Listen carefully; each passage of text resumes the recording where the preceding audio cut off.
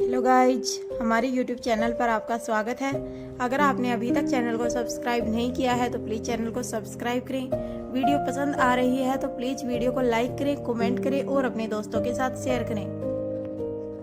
स्वाति मल्होत्रा हैरानी से अनिका की ओर देखने लगी थी। इससे पहले कि वह कुछ समझ पाती या अनिका से इस राज को पूछ पाती, अनिका बोली, बहुत देर हो गई है माँ, अब मुझे चलना चाहिए। अनिका मुस्कुराई और मुड़कर होटल इंटरनेशनल पैराडाइज के लिए निकल गई थी। वहीं दूसरी ओर कहीं दूर रेगिस्तान के वीराने जंगल में बना हुआ एक छोटे से किले में छोटे से कंट्रोल सिस्टम रूम में फोन की रिंग बजती है। एक घूंघटपोश महिला फोन उठाती है। दूसरी तरफ से आवाज आती है, हेलो।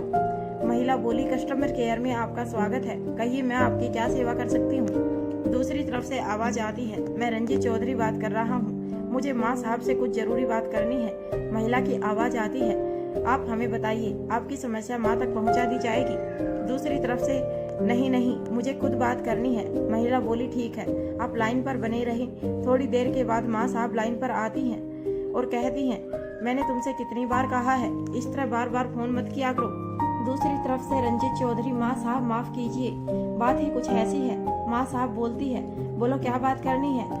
रंजीत चौधरी बोलता है, मनाली के सेव को दवाखाने से कहीं और ले जाया जा रहा है, उसके खास का कोई अता पता नहीं है। खबर यह मिली है कि आपके खास और उसका परिवार भी जल्दी अपनी राजधानी जाने वाले हैं। माँ साहब ने जवाब दिया, इस सेव के पैदा पर जितना समय और पैसा खर्च किया वह सब बेकार हो गया है। इससे पहले कि सेब लगाए कोई और खाए कोई और, सेब को काटकर कोई और खा ले। दूसरी तरफ से आवाज आई, माँ साहब उसके बाद हम क्या करेंगे। माँ साहब ने जवाब दिया, वह तुम्हें सही समय पर बता दिया जाएगा। माँ साहब ने घूंघटपोश स्त्री से कहा, माधव सिंह को कॉल लगाओ और कहो अपाइज पर अपना समय बर्बाद ना करे, अब वह किसी काम का नहीं है। इसके पश्चात माधव सिंह को संदेश पहुंचा दिया गया। होटल इंटरनेशनल पैराडाइज के प्रेसिडेंशियल स्वीट की डोरबेल बजती है। रोहित तेजी से दरवाजे की तरफ बढ़कर अनिका के लिए दरवाजा खोलता है। आओ अनिका। बोलते बोलते रोहित अपने शब्दों को रोक लेता है, क्योंकि रोहित के सामने खड़ा था रोहित का असिस्टेंट चिराग मेहता। गुड आफ्टरनून सर, चिराग मेहता ने रोहित को विश करते हुए कहा। रोहित के चेहरे पर एक बड़ी सी मुस्कुराहट आते आते एक उदास के चेहरे में बदल गई थी। चिराग मेहता रोहित को बहुत करीब से जानता था। रोहित के इस तरीके से बदलते हुए एक्सप्रेशन को देखकर बोला, क्या हुआ सर, आप ठीक तो है ना। रोहित ने सोफे पर बैठते हुए जवाब दिया, हाँ।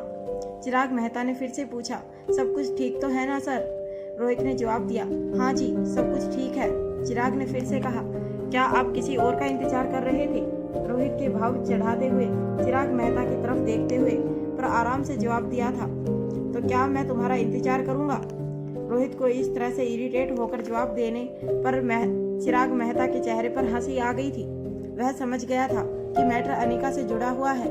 अपनी हंसी को रोकते हुए चिराग मेहता ने फिर से रोहित से पूछा, क्या और कोई बात है या कोई खास काम है जिसके लिए मुझे यहाँ बुलाया गया है। रोहित ने हैरानी से चिराग की तरफ देखते हुए कहा, और कोई खास काम, मतलब तुम्हें भी कोई खास काम दिया गया है। चिराग मेहता ने पूछा, मुझे भी मतलब सर, मैं समझा नहीं, किसी और को भी दिया गया है क्या। रोहित ने चिराग मेहता की तरफ देखा और वापस सामने की तरफ देखने लगा था, और चिराग मेहता का कोई जवाब भी नहीं दिया था।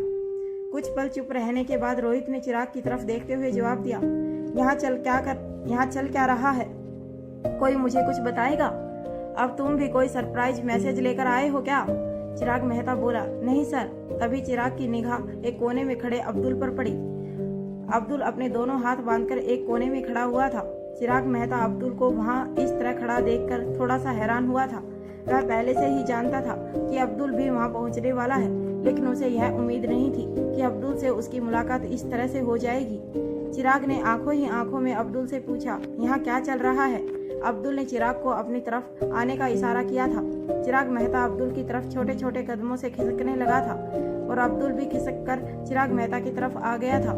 अब्दुल ने धीमी आवाज में चिराग मेहता के कान में कहा, सर पिछले 1 घंटे से इंतजार कर रहे हैं, लगातार टहले जा रहे हैं, एक पल के लिए भी उनके कदम नहीं रुके हैं। अच्छा हुआ तुम आ गए और वह सोफे पर बैठ गए, नहीं तो कुछ देर के बाद मैं ही फर्श पर पड़ा नजर आता। इस तरह उन्हें देखते देखते मेरा तो सर घूमने लगा था। चिराग फिर से पूछने लगा, आखिर इंतजार किसका हो रहा है। अब्दुल ने जवाब दिया, और कौन हो सकता है। जो हमारे सर को इतना बेचैन कर सके। चिराग मेहता ने मुस्कुराते हुए बात को पूरा किया था। हाँ, और द बिजनेस टाइकून रोहित मारवा को इंतजार करवा सके।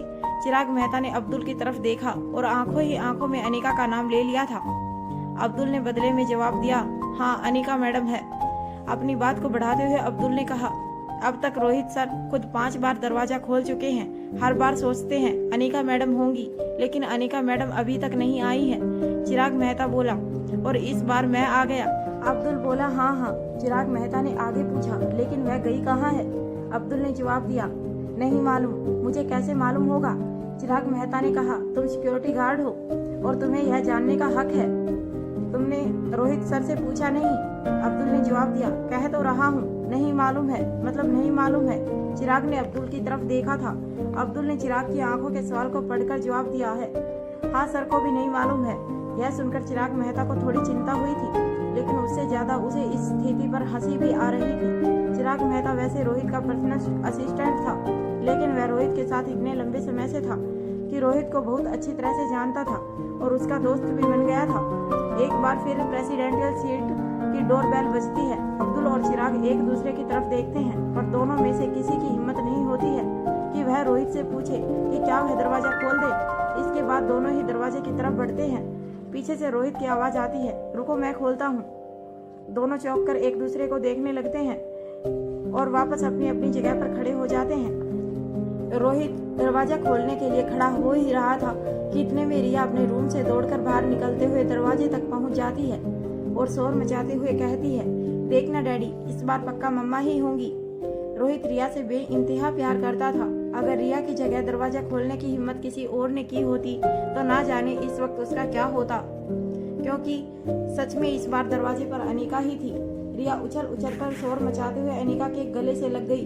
रिया की आवाज सुनकर आर्यन और अलेक्जेंडर भी बाहर निकल आए थे। अनिका ने बारी बारी से सबको गले लगाया और कहा, तुम सब लोग बैठो, मैं फ्रेश होकर आती हूँ। इतने में आर्यन ने अनिका का हाथ पकड़ते हुए कहा, मम्मा क्या आपने ब्रेकफास्ट किया? अलेक्जेंडर ने पूछा, और आपका लंच? अनिका ने प्यार से दोनों बच्चों के सिर पर हाथ फेरते हुए कहा, बस मुझे 5 मिनट दो, मैं अभी आती हूँ और फिर साथ में लंच करते हैं। इतने में अनिका की निगाह एक तरफ खड़े चिराग मेहता और अब्दुल पर पड़ जाती है। अनिका ने दोनों की तरफ देखते हुए कहा, मुझे उम्मीद है आप दोनों अच्छे होंगे। दोनों ने एक साथ जवाब दिया, जी मैडम। अनिका ने फिर से कहा, काम हो गया? दोनों ने एक साथ जवाब दिया, जी मैडम, सब रेडी है। रोहित ने देखा कि अनिका सभी के साथ बात कर रही है, लेकिन रोहित की तरफ एक निगाह देखा तक नहीं। रोहित अपना सूट ठीक करते हुए अपनी जगह से खड़ा हुआ। अनिका अपनी कनखियों से रोहित को पहले ही देख चुकी थी। आज रोहित ऐसे रेडी हुआ था जैसे वह ऑफिस जाने के वक्त होता था। रोहित को एक निगाह देखकर उसके ड्रेसिंग लुक से कोई भी इम्प्रेस हुए बिना रह नहीं सकता था। सच यह था कि अनिका रोहित के लुक्स और ड्रेसिंग पर्सनालिटी की दीवानी थी। जब अनिका की निगाह रोहित पर गई तो उसका ऐसा मन हुआ कि वह लगातार रोहित को देखते ही रहे, लेकिन अनिका ने इस तरह इग्नोर किया कि रोहित खुद उठकर अनिका की तरफ आ गया था। रोहित इस बात को जानता था कि अनिका की निगाहों में अगर किसी मैन सबसे ज्यादा स्मार्ट था तो वह खुद रोहित था। रोहित बोला, अनिका तुम ठीक तो हो ना? इससे पहले कि रोहित आगे कुछ बोल पाता, अनिका ने बिना देखे जवाब दिया, हाँ मुझे क्या होना है, मैं अभी फ्रेश होकर आती हूँ। रोहित को तरसाकर अनिका को बहुत मजा आ रहा था, लेकिन इस पहलू का दूसरा सच यह भी था कि अनिका खुद रोहित के लिए तरस रही थी। बीते दिनों में उसने जितनी भी तकलीफें उठाई थी वह सब के सब यादें एक पल पहले ही घटना की तरह उसके दिमाग और आंखों के आगे तैर रही थी। अनिका रोहित को हर आप बीती विस्तार से बताना चाहती थी, उसके हर सवाल का जवाब देना चाहती थी, अपने मन के सैकड़ों सवालों को भी पूछना चाहती थी और उससे भी ज्यादा जरूरी बात कसकर रोहित को सीने से लगाना चाहती थी। लेकिन कहीं अनिका के इमोशंस उसके एक्सप्रेशन पर हैवी ना हो जाएं, इसीलिए वह यह सब नहीं कर रही थी। अनिका की एक भी चूक उसके किसी भी अपने के लिए जानलेवा हो सकती थी या फिर उसकी प्लानिंग पर पानी भी फेर सकती थी। इस वक्त वह रोहित को परेशान भी नहीं करना चाहती थी, क्योंकि वह जानती थी कि पिछले दिनों में रोहित ने अनिका की वजह से कितना इमोशन ड्रामा फेस किया था। चिराग और अब्दुल की तरफ देखते हुए, मैंने आप दोनों को जो कुछ भी ब्रेक किया था, ठीक 10 मिनट के बाद मुझे उन सब तैयारियों की डिटेल्स इंफॉर्मेशन चाहिए। चिराग और अब्दुल बोले, जी मैडम। रोहित अनिका का यह नया रूप देखकर हैरान था। दरअसल यह पहली बार था जब अनिका चिराग मेहता और अब्दुल को किसी तरह के काम को सौंप रही थी और एलोबरेटेड इंफॉर्मेशन भी मांग रही थी। रोहित अनिका के पीछे पीछे बेडरूम की तरफ जाता है, लेकिन उससे पहले ही अनिका वापस रूम से बाहर आ जाती है। रोहित कभी बेड पर बैठकर तो कभी टहलकर उसके आने का इंतजार करने लगा। ठीक 5 मिनट के बाद अनिका फ्रेश होकर बाहर आती है। अनिका को देखते ही रोहित के चेहरे पर बड़ी सी स्माइल आ जाती है। अनिका रोहित की तरफ देखे बिना उसके बिल्कुल करीब से होकर बाहर की तरफ जाने लगती है। अनिका की खुशबू से रोहित जैसे नशे का एहसास होने लगता था। तभी अनिका महसूस करती है कि वह आगे नहीं बढ़ पा रही थी। उसे एहसास होता है कि रोहित ने अनिका का हाथ पकड़ा हुआ है। अनिका के दिल की धड़कनें बढ़ जाती हैं। अनिका समझ जाती है कि वह वक्त आ गया है जिससे वह लगातार बच रही थी। रोहित अनिका को अपनी तरफ खींचता है। दोनों का चेहरा एक दूसरे की तरफ था और करीब में भी था। अनिका रोहित की आंखों में देख रही थी और रोहित अनिका की आंखों में। रोहित का दिल भी जोरों से धड़क रहा था, बिल्कुल वैसे जैसे कि कोई प्रेमी पहली बार अपनी प्रेमिका के करीब खड़ा हो। कुछ सेकंड खामोशी रहती है और फिर जैसे ही रोहित बोलने की कोशिश करता है, दरवाजे पर नॉक करने की आवाज आती है। रिया कहती है, come on mom and dad, please have a lunch, we are very excited to go back home. हम घर जाएंगे, ये अनिका जवाब देती है। यस वी आर कमिंग, हम आ रहे हैं। फिर मुस्कुराकर रोहित की तरफ देखती है और प्यार से अपना हाथ छुड़ाते हुए बाहर की तरफ चली जाती है। अब्दुल और चिराग भी बाकी तैयारियां करने के लिए वहां से जा चुके थे। पूरे परिवार लंच के लिए डाइनिंग टेबल पर पहुंच जाता है। टेबल पर अनिका की पसंद की सभी चीजें मौजूद थी जो रोहित ने कहकर खास अनिका के लिए बनवाई थी। खाना सर्व करने के लिए मौजूद स्टाफ को रोहित इशारे से वहां से चले जाने के लिए कहता है। सभी वहां से चले जाते हैं और फैमिली को पर्सनल टाइम स्पेंड करने के लिए छोड़ देते हैं। अनिका के जाने के बाद स्वाति मल्होत्रा कुछ देर के लिए भारी कसमकस की स्थिति में आ जाती है। उनके पैरों तले से जैसे जमीन ही खिसक गई हो। स्वाति मल्होत्रा ने यह कभी नहीं सोचा था कि यह राज किसी को भी पता हो सकता है। कुछ ही क्षणों के बाद स्वाति मल्होत्रा कंसिस में हो जाती है और खुद को कहती है, इस राज से पर्दा बाद में उठाकर इस नई समस्या का सामना बाद में करेंगे। फिलहाल मुझे मेरी बेटी की मदद करनी है। स्वाति मल्होत्रा मुड़कर वापस अंधेरे में अंदर की ओर चली जाती है। तभी बूढ़े बाबा स्वाति मल्होत्रा के सामने आ जाते हैं और पूछते हैं, क्या हुआ स्वाति मैडम, क्या कोई चिंता की बात है? स्वाति मल्होत्रा जवाब देती है, बात चिंता की तो है, पर अभी उससे भी ज्यादा जरूरी वह काम है जो अनिका मुझे सौंप कर गई है। आइए, हमारे पास वक्त कम है और काम ज्यादा है। जल्दी से जल्द हमें कुछ जरूरी चीजें अनिका तक पहुंचाने हैं। उसके बाद स्वाति और बूढ़े बाबा अंडरग्राउंड की तरफ चले जाते हैं। इसका दरवाजा ऑटोमेटिक था। बाहर से दिखने पर किसी को भी वहाँ सिर्फ एक चट्टान दिखाई देती है। वहाँ कोई दरवाजा भी हो सकता है, इसका अनुमान भी नहीं लगाया जा सकता था। रोहित बड़े ही प्यार से अनिका और अपने बच्चों को खाना सर्व कर रहा है। पूरा परिवार साथ में बैठकर हंसी खुशी से अपना पूरा लंच करते हैं। लंच पूरा हुआ ही था कि इतने में प्रेसिडेंशियल सीट की डोरबेल बजती है। एक सिक्योरिटी गार्ड अनिका के लिए मैसेज लेकर आता है, मैडम नीचे आपके नाम से कुछ बड़े बड़े पार्सल आए हैं, अगर आप कंफर्म कर दें तो हम पार्सल की सुरक्षा जांच कर लें। रोहित सिक्योरिटी गार्ड की बात सुनकर जिज्ञासा से अनिका की ओर देखता है। अनिका गार्ड को कहती है, हाँ वह पार्सल मेरे लिए है, वैसे तो वह सेफ है, सुरक्षा जांच की समय बर्बाद करने की जरूरत नहीं है, लेकिन अब्दुल ऐसा ना करे, यह भी संभव नहीं है। अब्दुल को कहो कि सभी फॉर्मेलिटी पूरी करने के बाद उनमें से एक पार्सल के अंदर एक बॉक्स होगा, उसे लेकर चिराग मेहता के साथ तुरंत स्वीट में आ जाए। अनिका की बात सुनकर सिक्योरिटी गार्ड बोला, जी मैडम, कहकर वहां से चला जाता है। रिया खुशी से चिल्ला उठती है। उसने हाथों को हवा में ऊपर की तरफ उठाते हुए और दौड़कर अनिका के पास आ जाती है और उसके पीछे की तरफ से गले से चिपक जाती है और कहती है, माय स्वीट मम्मा, डेफिनेटली आपने हमारे लिए कुछ सरप्राइज प्लान किया है।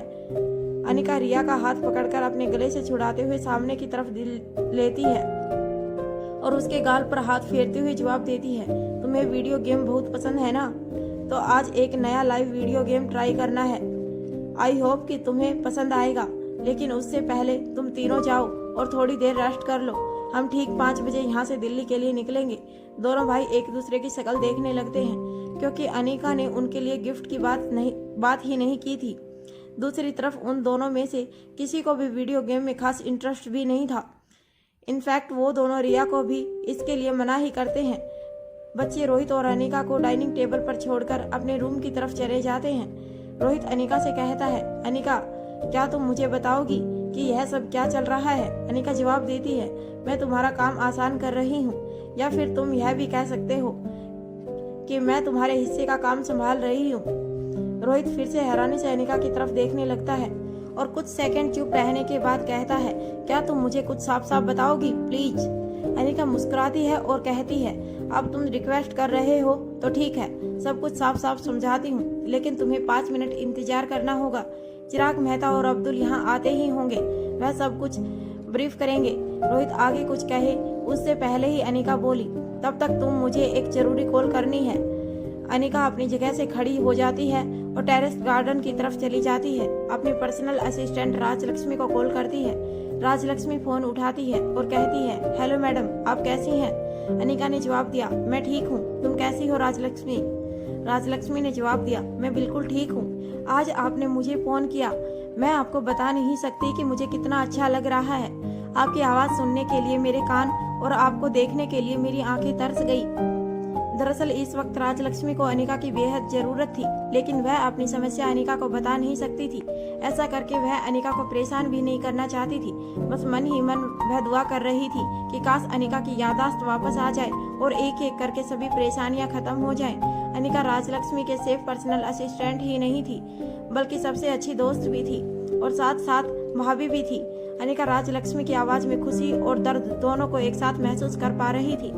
अनिका ने कहा, क्या काम हो गया है?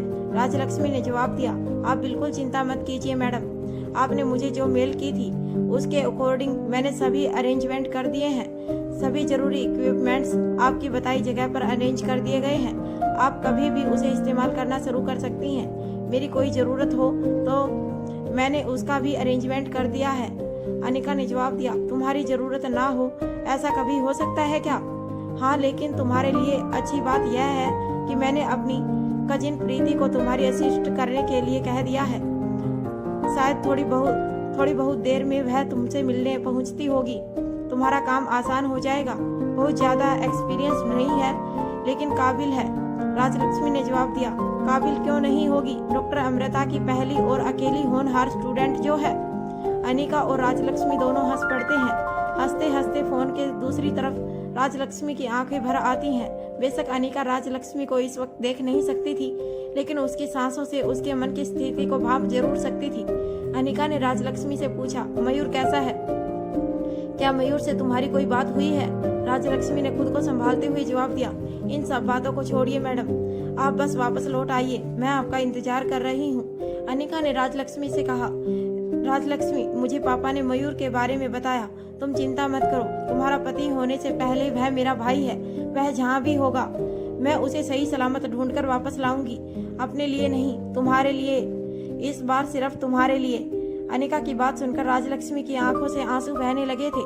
राजलक्ष्मी किसी तरह से अपनी आवाज पर कंट्रोल करती है और जवाब देती है, कोई भी काम हो मुझे तुरंत फोन कीजिएगा। इससे पहले कि राजलक्ष्मी अपनी सिचुएशन को छुपाने के लिए फोन रख दे, अनिका ने कहा, अगर मयूर से बात हो या उसकी कोई खबर मिले या फिर कोई मैसेज भी हो तो मुझे तुरंत फोन करना। क्योंकि राजलक्ष्मी की आंखों से आंसू और मन का दर्द आवाज में उतर आया था, इसीलिए राजलक्ष्मी ने जवाब में सिर्फ हाँ कहा और फोन कट कर दिया था। राजलक्ष्मी को वह दिन याद आने लगे जब अनिका की खोज में दुश्मनों ने मयूर गुलेरिया को इतना टॉर्चर किया था कि वह कोई दूसरा होता तो उसकी जान चली जाती। उसके शरीर की कोई भी हड्डी साबुत नहीं थी। उसके बाद भी मयूर ने सांसें नहीं छोड़ी थी, क्योंकि उसे यकीन था कि उसकी बहन अनिका उसे मरने नहीं देगी, किसी भी तरह उसे बचा लेगी। तब अनिका ने न सिर्फ मयूर गुलेरिया की जान बचाई थी, बल्कि मयूर गुलेरिया की ऐसी हालत करने वाले दुश्मनों को ऐसी मौत दी थी कि जिसका दर्द मयूर गुलेरिया ने महसूस किया था। मरने से पहले वह भी उस दर्द को महसूस कर सके। तब मयूर गुलेरिया की देखरेख के लिए अनिका ने अपनी असिस्टेंट राजलक्ष्मी को जिम्मेदारी दी थी। राजलक्ष्मी ने मयूर गुलेरिया का इतनी अच्छी तरह से ध्यान रखा था कि उसकी नर्सिंग में खुद की शुरुआत में दोनों में खट्टी मीठी नोक झोंक होती रहती थी। बाद में यही नोक झोंक प्यार में बदल गई और अंत में दोनों ने शादी कर ली थी। यह पहली बार नहीं था जब मयूर गुलेरिया की कई दिनों तक कोई खबर नहीं थी।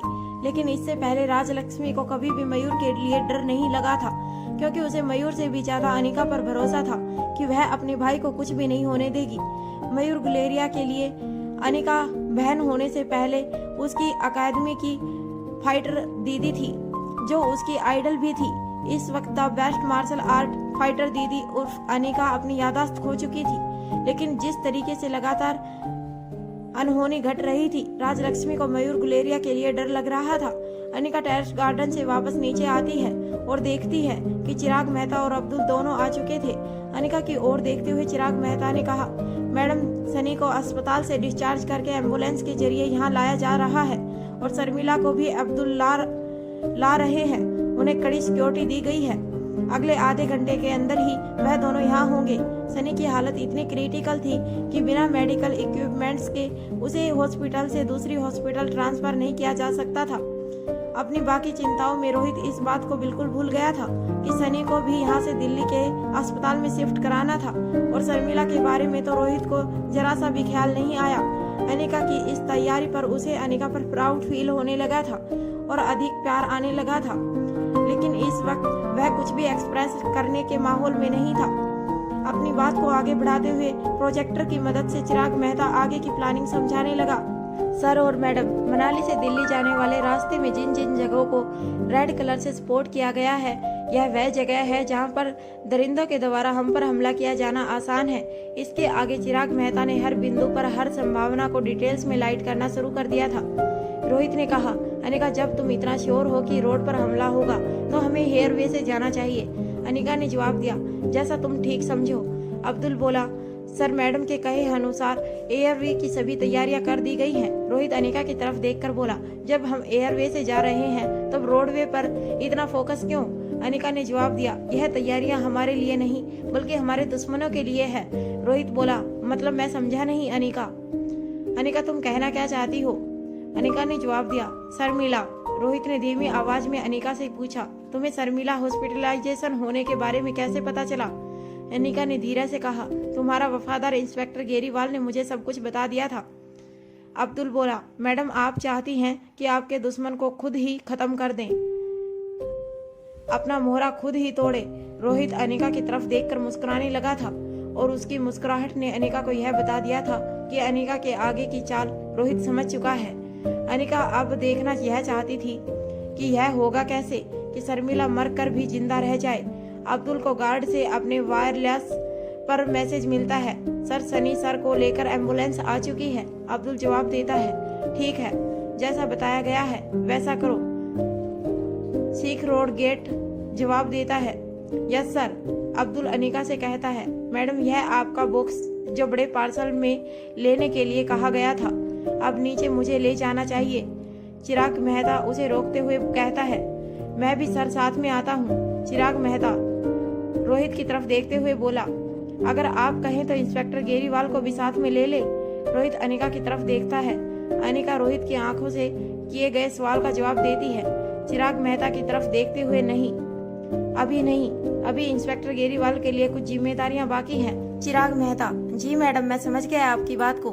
इसके बाद अब्दुल और चिराग वहाँ से चले जाते हैं। अनिका बॉक्स को ओपन करती है, उसमें से 3 जस्टिक विद स्क्रीन निकालती है, साथ ही रेप किया हुआ एक गिफ्ट जिस पर स्टिकर चिपकाए गए पेपर पर कुछ लिखा हुआ था, ज्ञान चाहे कितना भी पुराना हो उसे मिटाया नहीं जा सकता, जिसका स्रोत यह ब्रह्मांड है, उसे सिर्फ प्राप्त किया जा सकता है।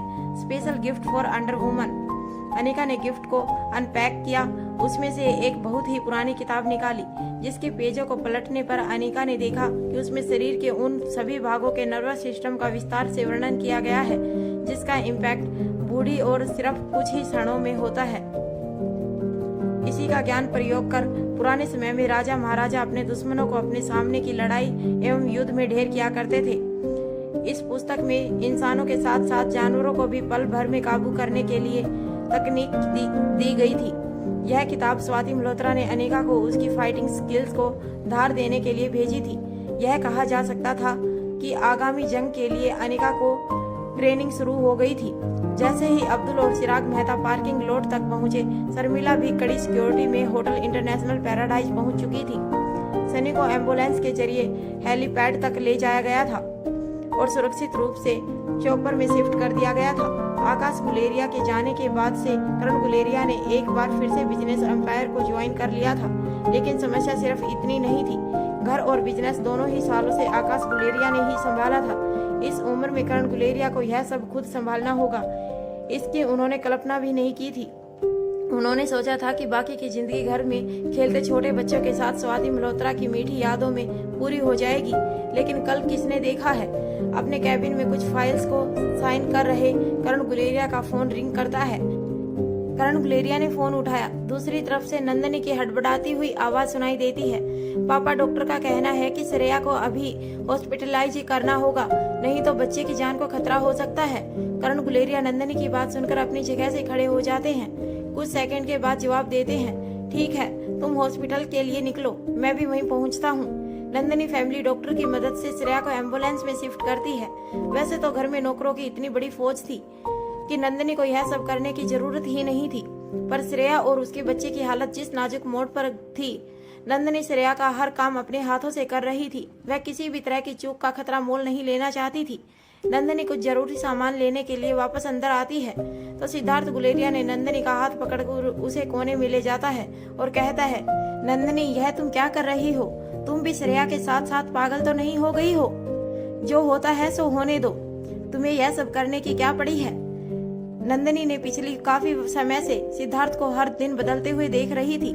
सिद्धार्थ उसे इस तरह की निम्न बातें करेगा, यह उसने कभी सोचा भी नहीं था, लेकिन इस बार सिद्धार्थ की इस हरकत पर नंदनी को जरा सा भी हैरानी नहीं हुई थी। नंदनी ने पलटकर जवाब देते हुए कहा, यह किस तरह की बातें कर रहे हो? मैं हर दिन तुम्हारे बदलते हुए तेवर देख रही हूँ।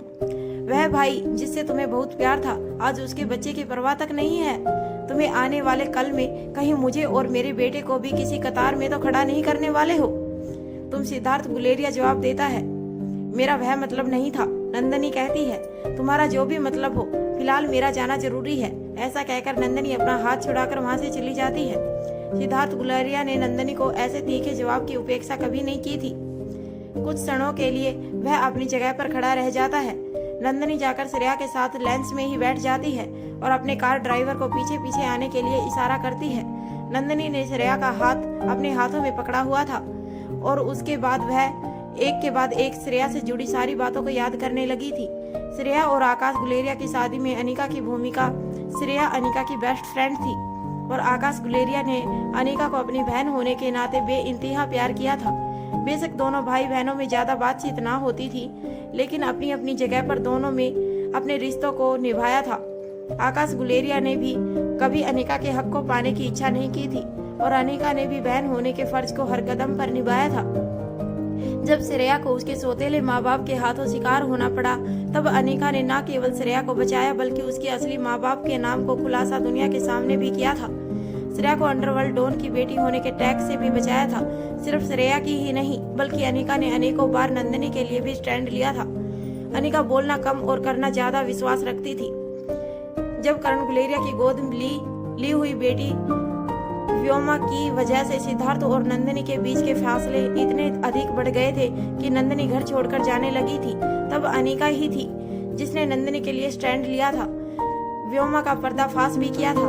यह सब सोचते सोचते नंदनी की आंखें भर आई थी और उसने मन ही मन कहा, काश अनिका लौट आई अपनी पुरानी यादाश्त को साथ में लेकर। यहाँ कुछ भी ठीक नहीं है अनिका, सिर्फ श्रेया को ही नहीं, मुझे भी तुम्हारी बहुत जरूरत है। आकाश को तो हम खो चुके हैं, लेकिन अपने भाई सिद्धार्थ गुलेरिया को बचाने के लिए गुलेरिया परिवार को तुम्हारी बहुत जरूरत है। बस तुम अब लौट आओ। अनिका चिराग मेहता और अब्दुल के जाने के बाद रोहित अनिका से कहता है, अगर तुम्हें इतना भरोसा है तो उसका कोई आधार भी जरूर होगा, लेकिन फिर भी तुम इतना चोर कैसे हो सकती हो? दुश्मन का हमला सिर्फ शर्मिला को खत्म करने के लिए हो और वह हम में से किसी को कोई नुकसान नहीं पहुंचाएगा, जबकि उन्हीं दुश्मनों ने तुम्हें जो घाव दिए थे उन्हें देखकर डॉक्टर का कहना था कि वह जानलेवा थे। अनिका जवाब देती है, क्योंकि शर्मिला का जिंदा रहना उनकी कई राज खोल सकता है, इसीलिए शर्मिला को खत्म करना उनके हित में होगा और दुश्मन हमारे मुंह से एक राज उगलवाना चाहता है जिसके लिए वह हमें जिंदा पकड़ना चाहता है, मारना नहीं चाहेगा। अपनी आवाज में थोड़ी और नरम लाते हुए रोहित ने करीब आकर अनिका से अपनी बात को आगे बढ़ाते हुए कहा, पर तुम्हारी चिंता भी बिल्कुल सही है। दुश्मन तो आखिर दुश्मन होता है, उस पर इतना यकीन कैसे कर सकते हैं? लेकिन फिर भी हमें अच्छे दुश्मन की तरह व्यवहार करना है, हमें वही करना है जो हमारा दुश्मन चाहता है। रोहित ने कहा, मतलब अनिका तुम कहना क्या चाहती हो? अनिका ने जवाब दिया, शर्मिला की मौत। अनिका ने आगे कहा, सबसे आगे वाली गाड़ी में सिक्योरिटी गार्ड के साथ शर्मिला होगी ताकि दुश्मन के लिए वह एक इजी टारगेट हो सके। उसके पीछे सिक्योरिटी गार्ड की दूसरी गाड़ियां और सबसे पीछे हमारी गाड़ी और उसके पीछे बाकी सिक्योरिटी। रोहित आगे कुछ कहता उससे पहले ही अनिका बोली, वेट मिस्टर मारवा, जरा यह सामान बच्चों को दे देना। ऐसा कहकर अनिका बच्चों के रूम की तरफ चली जाती है। अनिका के दरवाजा खोलते ही तीनों बच्चे अनिका को देखकर अपनी अपनी जगह से खड़े हो जाते हैं। अनिका के हाथ में यह सब देखकर सभी एक्साइटेड हो जाते हैं और रिया खुशी से उछल पड़ती है। My best mamma, I love you कहते हुए अनिका के हाथों में ली हुई स्क्रीन और जॉयस्टिक को ले लेती है। अनिका कहती है, यह एक लाइव गेम होने वाली है। इससे पहले कि गेम शुरू हो तुम लोग गेम्स के रूल्स एंड फीचर चेक कर लो। रिया कहती है, देखना मम्मा, इस बार भी हमेशा की तरह आपकी रिया ही विनर होगी। अनिका जवाब में मुस्कुराती है और ऑल द बेस्ट कहकर वापस लिविंग हॉल में रोहित के पास चली जाती है। रोहित ने अनिका से कहा, अब मैं पूछूंगा कि हमारे यह नए दुश्मन कौन है, तो तुम अभी बताओगी कि नहीं? अनिका ने रोहित की तरफ प्यार से देखते हुए मुस्कुराकर नहीं में अपना गर्दन हिला दी थी। इसके आगे रोहित कुछ पूछता उससे पहले ही अनिका ने कहा, यह सब बातें हम आराम से करेंगे, अभी थोड़ी जल्दी है। लेकिन मिस्टर मारवा, फिर भी आज की गेम में आपकी अपनी महत्वपूर्ण भूमिका है। रोहित चौंक कर अनिका की तरफ देखने लगता है कि अब क्या नया सरप्राइज है, क्योंकि अभी तक अनिका ने आज की तैयारियों को लेकर या किसी भी तरह की प्लानिंग को लेकर रोहित से कोई डिस्कशन नहीं किया था और ना ही उससे पहले कोई खबर होने दी थी। अनिका रोहित के एक्सप्रेशन को देखकर कहती है, नहीं नहीं मिस्टर मारवा, कोई बड़ा सरप्राइज नहीं है। आपके लिए बड़ा ही आसान काम है। देखिए 5 बजने वाले हैं और अब हम सभी नीचे पार्किंग लॉट में जाएंगे, फिर अपनी हाई सिक्योरिटी में अपनी कार में बैठ जाएंगे और गाड़ियां बिना रोके अपने तय की गई दिशा में आगे बढ़ेंगी। अब काम यह है कि हमें गाड़ियों में बैठते हुए तो सभी देखेंगे, लेकिन बिना किसी के दिखाई दिए हमें उन गाड़ियों से निकलकर होटल के ही हेलीपैड तक पहुंचना है, क्योंकि तुमने ही कहा था कि हम सब एयरवे से जाएंगे। रोहित मुस्कुराकर अनिका की तरफ देखने लगता है। वह यह समझने की कोशिश कर रहा था कि अब अनिका की यह कौन सी नई तरकीब थी और वह रोहित से एक्चुअली कहना क्या चाह रही थी। इतने में रिया अपने रूम से बाहर आ जाती है और आकर रोहित और अनिका से कहती है, वाह मम्मा, इट्स ग्रेट डैड लुक। यह एक कार रेसिंग वीडियो गेम है और देखिए इसे हमारी ही लाइव लोकेशन के अकॉर्डिंग डिजाइन किया गया है। ऐसा लग रहा है जैसे यह कार हमारे ही होटल के पार्किंग लॉट में खड़ी है और यह गाड़ियां कितने हाई मॉडर्न टेक्निक से बनाई गई हैं। इस गाड़ी का फ्लोर भी ओपन हो सकता है, इसमें विजुअल इम्पैक्ट भी है। हम सीट पर अपने पसंद के किसी भी ड्रा और पैसेंजर को बिठा सकते हैं। I am very excited to play it. Thank you मम्मा। रिया की बात सुनते ही रोहित की हैरानी बढ़ जाती है और उसे अनिका की पूरी चाल भी समझ में आ जाती है। वह रिया के सर पर हाथ फिराता है और कहता है, बेटा अभी आप अपने रूम में जाओ और अपने भाइयों के साथ चलने के लिए रेडी हो जाओ। बस थोड़ी ही देर में हम सब यहाँ से निकलने वाले हैं। इसके बाद रोहित चिराग मेहता और अब्दुल को कॉन्फ्रेंस कॉल करता है और इंस्ट्रक्शन देता है। पार्किंग लॉट की 3rd रो लॉट में 9 मीटर डिस्टेंस करीब 5 मिनट की बातचीत के बाद वह फोन रखता है। फिर अनिका की तरफ देखकर कहता है, तुम्हारी प्लानिंग के हिसाब से अरेंजमेंट हो गया है। रोहित ने आगे कहा, मानना पड़ेगा तुम्हारी प्लानिंग को। अभी तक चिराग मेहता और अब्दुल भी नहीं जान पाए कि तुम दरअसल करने क्या वाली हो। अनिका ने मुस्कुराकर रोहित की तरफ देखा और कहा, हमें अब चलना चाहिए। यह होटल रोहित ने खुद बनाया था। अनिका इस बात को अच्छी तरह से जानती थी कि इसमें कहीं ना कहीं सेफ अंडरग्राउंड जरूर बनाया गया होगा और उसी को ध्यान में रखते हुए अनिका ने यह पूरी प्लानिंग की थी। अब्दुल चिराग मेहता से कहता है, मुझे पूरा यकीन है जिन जगहों पर हमारी गाड़ियां रुकेंगी या कम रफ्तार में चल रही होंगी, ठीक तभी वह साफ शूटर की मदद से शर्मिला को टारगेट करेंगे या फिर बम से उस गाड़ी को भी उड़ा देंगे जिसमें शर्मिला होगी। लेकिन मुझे अफसोस इस बात का है कि बेचारी शर्मिला के साथ साथ हमारी सिक्योरिटी गार्ड की भी जान जा सकती है। ऐसा कहकर अब्दुल के चेहरे पर दर्द आ जाता है। Ranjit Chaudhary hotel Paradise International में ही ठहरा हुआ था। अपने आदमियों से फोन पर बात करते हुए कहता है, क्या बम तैयार है? वह जवाब देता है, हम पूरी तरह से तैयार हैं। इसके बाद रंजीत चौधरी कहता है, लेकिन समस्या सिर्फ उतनी नहीं है जितनी पहले थी। पहले हमें सिर्फ अपना टारगेट साधना होगा, लेकिन अब टारगेट को बहुत ही ज्यादा संभल कर साधना होगा, क्योंकि उसके साथ साथ रोहित मारवा और अनिका गुलेरिया अपने परिवार के साथ दूसरी गाड़ियों में भी मौजूद होंगे। हमारी एक जरा सी चूक हमें माँ साहब के हाथों मौत के घाट उतार सकती है। गाड़ियों के नंबर और बाकी डिटेल्स में तुम्हें भेज दूंगा, लेकिन सतर्क रहना। आदमी जवाब देता है, जो हुक्म। हम सावधान रहेंगे, कोई चूक नहीं होगी। रोहित मारवा अनिका अपने तीनों बच्चों के साथ भारी सिक्योरिटी अपने प्राइवेट लीव से नीचे आते हैं और होटल पैराडाइज इंटरनेशनल के एग्जिट तक पहुंच जाते हैं। तभी उनकी गाड़ियां उनके सामने रुकती हैं। सभी उन गाड़ियों में बैठ जाते हैं।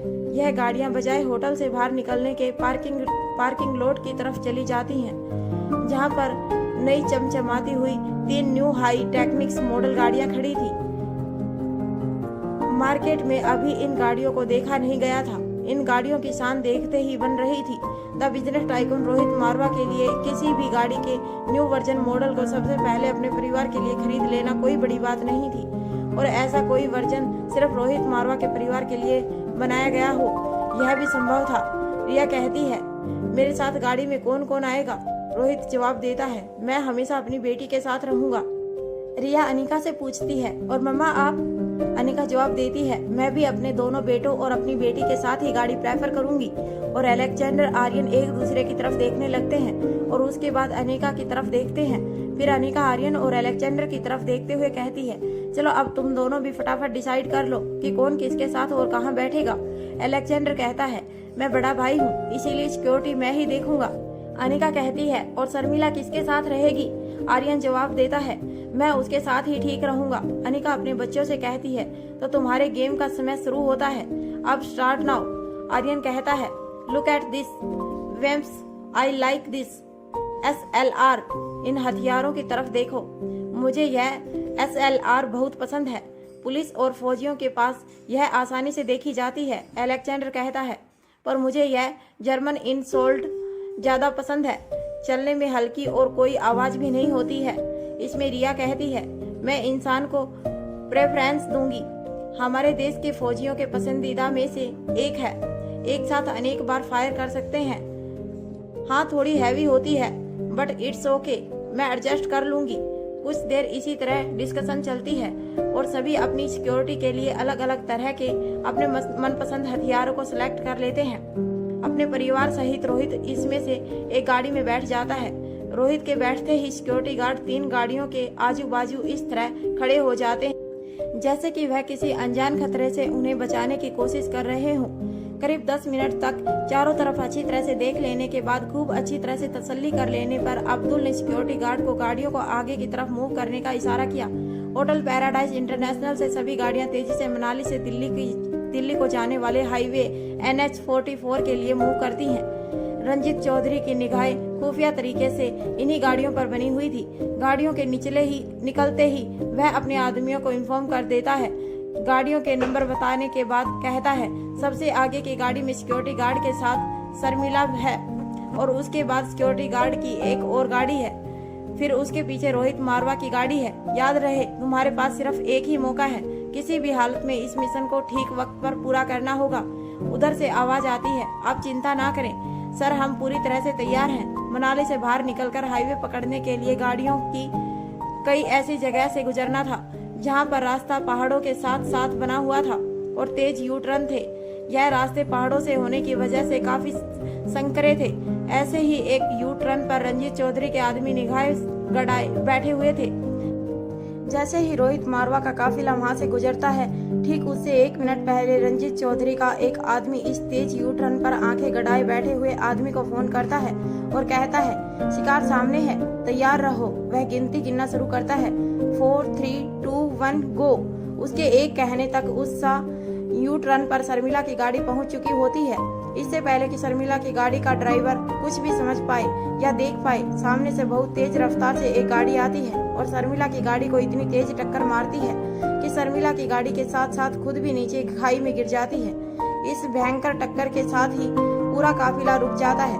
गाड़ियों के ब्रेक से टायरों के तेजी से फटने की आवाज होती है।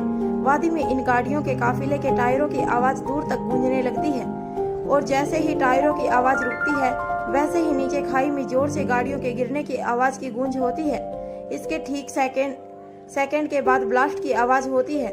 बम आवाज सुनने वाले रूह कांप उठती है। यह अपनी अपनी जगह पर एक ही बात कहते हैं, गिरने वालों में से कोई नहीं बचा होगा। रंजीत चौधरी का आदमी रंजीत को खबर करता है, काम हो गया है सर, हमारा मानव बम अपनी गाड़ी के साथ साथ शर्मिला की गाड़ी की खाई में ले गिरा है। बचने का कोई चांस नहीं है। इंसानों की हड्डियां छोड़िए, गाड़ियों के भी नामो निशान नहीं है। मिलेंगे माँ साहब उर्फ दमयंती देवी के पास। ऐसे हजारों मानव बम थे जो इनके लिए इस तरह जान दे सकते थे। इन्हीं मानव बमों का इस्तेमाल दमयंती देवी के कामों पर होता था। उसके कुछ खास आदमी अक्सर किया करते थे। उन्हीं में से एक औरत की जान इस मिशन को पूरा करने के लिए कुर्बान की गई थी। रंजीत चौधरी कहता है, बहुत बढ़िया, और मन ही मन सोचता है, मैं माँ साहब को सूचना दे देता हूँ कि उनका काम हो गया है। उधर सिक्योरिटी गार्ड की गाड़ियाँ और बाकी की गाड़ियाँ तेजी से बैक लेने लगती हैं। अनिका बड़े दुख के साथ कहती है कि मेरे आर्यन की गाड़ी खाई में गिर गई है।